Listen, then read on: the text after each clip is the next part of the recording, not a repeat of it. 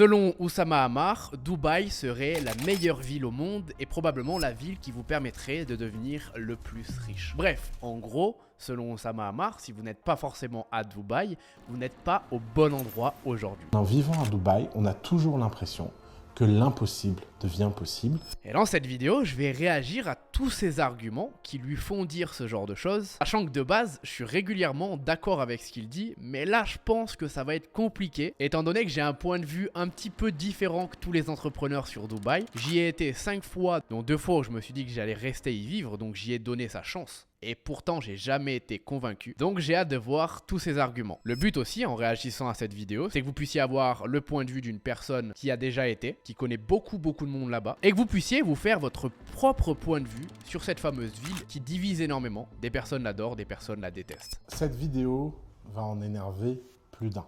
Je le sais déjà. Sûr.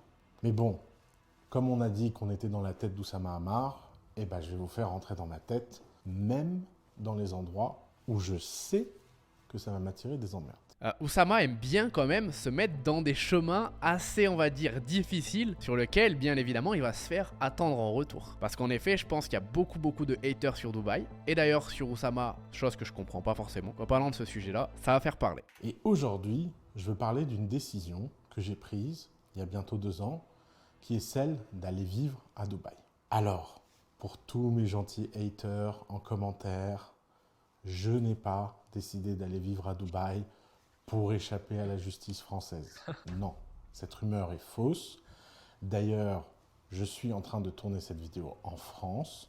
Je n'ai pas été arrêté à l'aéroport, je n'ai pas été convoqué par la police et je n'ai aujourd'hui, à ce jour, aucun des problèmes que vous m'attribuez. La rumeur qui voudrait qu'on aille à Dubaï parce qu'on est contraint et forcé est fausse. D'ailleurs, Dubaï souffre d'énormes injustices d'image. On le présente comme un endroit bling-bling, où travaillent des esclaves, où finalement la vie est ce qu'elle est et que ce serait un ramassis de truands, de bandits, de je sais pas quoi. Et que nous, Français, nous allons là-bas pour nous cacher, mais que quand on est malade, on ne rêve que d'une chose, c'est de venir se soigner avec la sécurité sociale française. Bon, alors là, il y a beaucoup de choses à dire. Premièrement, tout le monde pense que quand tu t'expatries dans un pays, tu reviens pour te faire soigner gratuitement en France. C'est pas vrai. Je connais aucune personne qui s'est expatriée, qui revient se faire soigner en France. La santé est très bien ailleurs dans les autres pays. Et même si elle est payante, il faut savoir que même en France, la santé est payante. Du moment que tu n'as absolument rien de spécial sur ta santé, alors là, c'est gratuit, les généralistes, etc.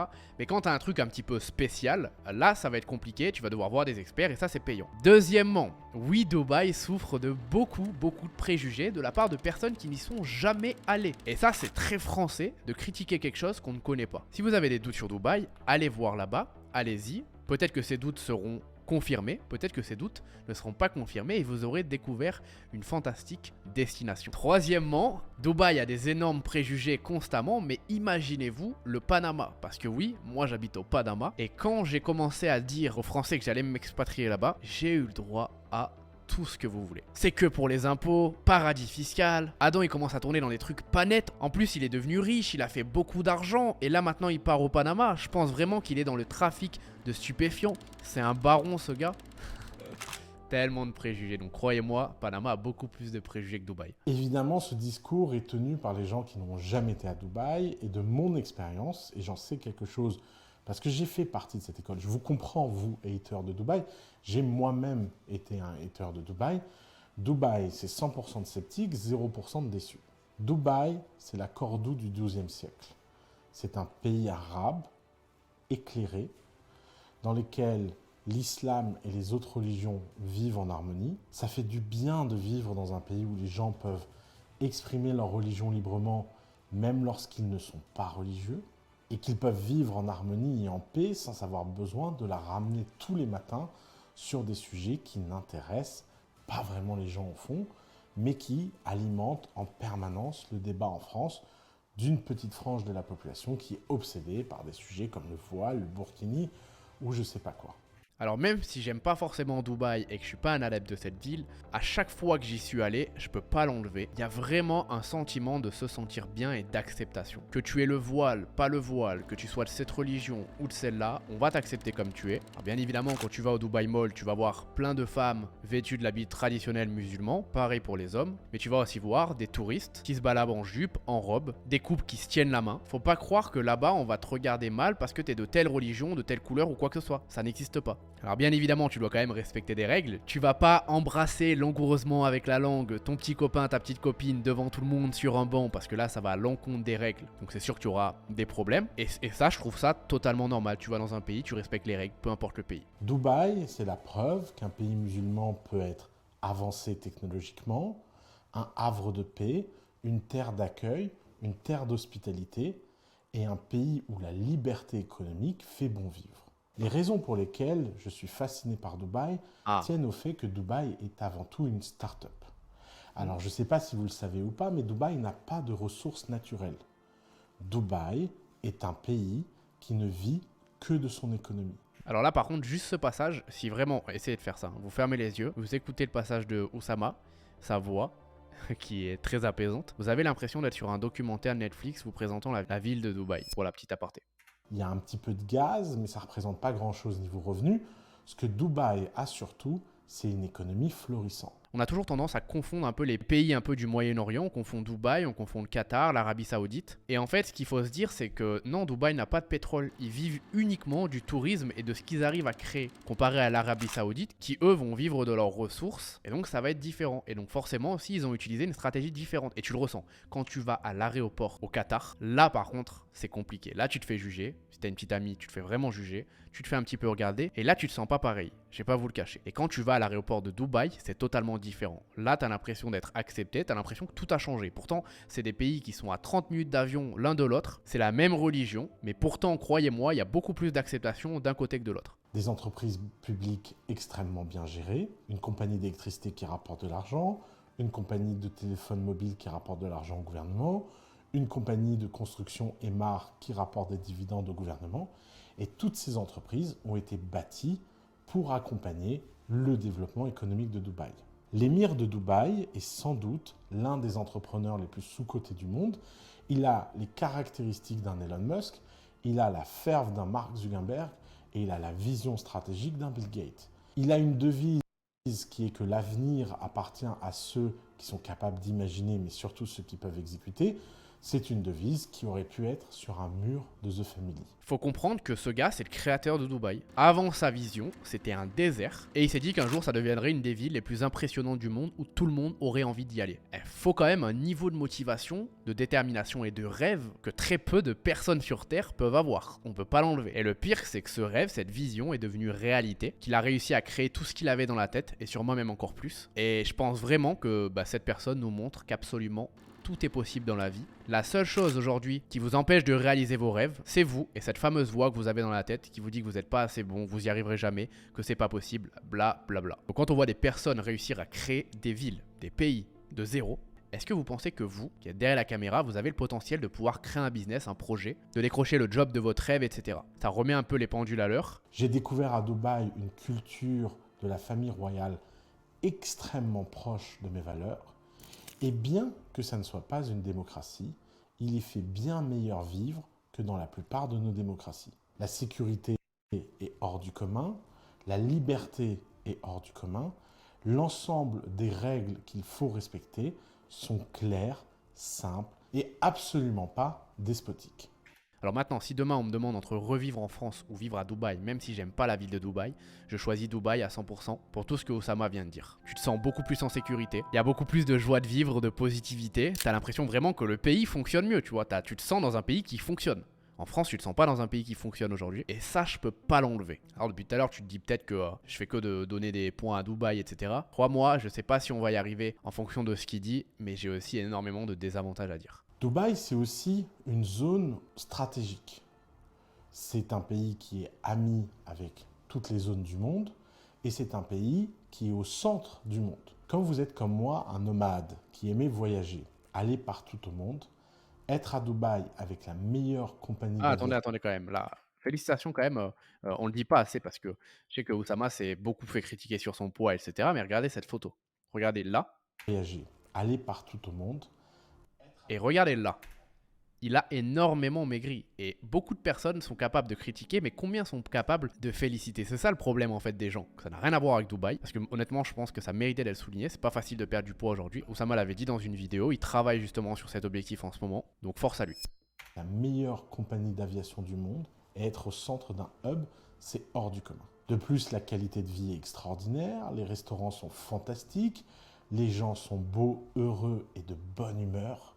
Alors là, voilà, on arrive sur les points où je suis pas d'accord. Oui, la nourriture à Dubaï est incroyable, mais à quel prix? C'est pas parce que t'as de l'argent que tu dois te ruiner, on est d'accord. La dernière fois, je suis littéralement allé faire un resto, tout ce qu'il y avait de plus normal, avec un ami, sa copine, la mienne et moi, donc on était 4. On a eu pour 1500 €. Attention, hein, on n'a rien mangé d'exceptionnel, on a juste fait un dîner normal, 1500 €. Il y a plein de restos qui sont moins chers à Dubaï, pas toujours ce prix-là, mais globalement, la vie est extrêmement chère. Les restaurants, les appartements, le loyer, les forfaits téléphoniques, je crois que c'est quelque chose comme 100 €, un truc du genre. Tout est très cher, sans pour autant avoir, selon moi, un service exceptionnel. Il y a un bon service, mais ce n'est pas un service exceptionnel. Deuxième point, je ne trouve pas qu'à Dubaï, les gens sont souriants. Mais alors, pas du tout. C'est simple, quand j'y suis allé, on a été choqués, moi, tous mes amis, toutes les personnes qui étaient présentes, à quel point, au contraire, les gens étaient assez fermés, pas forcément souriants. Je vous parle par exemple des gens de nos tours, les personnes qui sont à la réception, et je te donne pas le cas sur une seule tour, hein. Je te donne l'exemple avec 4-5 tours différentes. Fallait qu'on se batte pour que la personne qui était là-bas nous dise bonjour ou nous fasse un sourire, mais réellement il y avait aucun sourire de décroché. Pareil dans les Uber, pas forcément si gentil que ça, pas très accueillant. Et même quand tu te balades dans le mall, tu vois pas les gens sourire et être si heureux que ça. Donc sur ça, ça m'a pas frappé dans le sens positif, au contraire, ça m'a frappé dans le sens négatif et j'ai voyagé partout dans le monde. Bali, Thaïlande, Brésil, Paraguay, Maroc, où là par exemple c'est différent selon moi, Colombie, Panama, Mexique. Et par exemple, les pays comme le Panama où j'habite, qui sont des pays latinos, ici c'est le fuego. Donc ici tu vois vraiment les gens accueillants, ça danse, c'est super heureux. Nous je vous jure qu'on n'a pas l'habitude de voir ça en Europe et à Dubaï c'est pareil. Donc sur ces points-là, je suis pas d'accord. Ça fait du bien de sortir d'un environnement morose où tout le monde est pessimiste. D'ailleurs, Par contre, quand tu vas à Paris ou bien en France, c'est bien pire. Donc sur ça, je peux pas l'enlever. Quand tu as habité comme Oussama à Paris et qu'ensuite tu vas à Dubaï, c'est le jour et la nuit. Quand tu voyages plus loin que Dubaï et que tu habites ailleurs, et bah Dubaï aussi a vraiment ses points faibles. il y a des projets complètement fous à Dubaï. Et cette folie, elle se représente dans le Burj Khalifa, le Burj Al Arab, mais elle se représente aussi par une vision économique et sociale.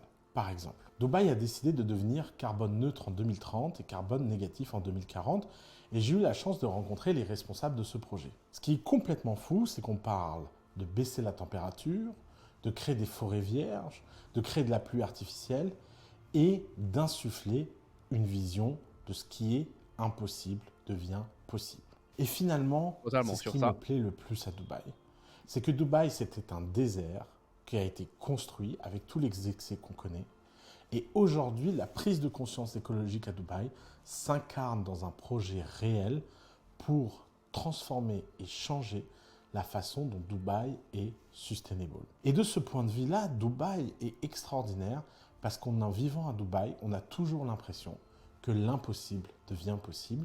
Et ce genre de choses se reflète dans notre motivation au quotidien. Alors oui, Alors sur ça, je peux pas l'enlever. Si vous allez à Dubaï pour être inspiré en termes de qu'est-ce qui est possible de faire, vous allez voir des projets de malades et donc ça peut aussi vous donner une motivation. Quand on débute, c'est vrai que cette motivation peut être intéressante et importante. Maintenant, pour moi, elle justifie pas le fait de pouvoir rester dans la ville. Je parle attention de mes propres goûts.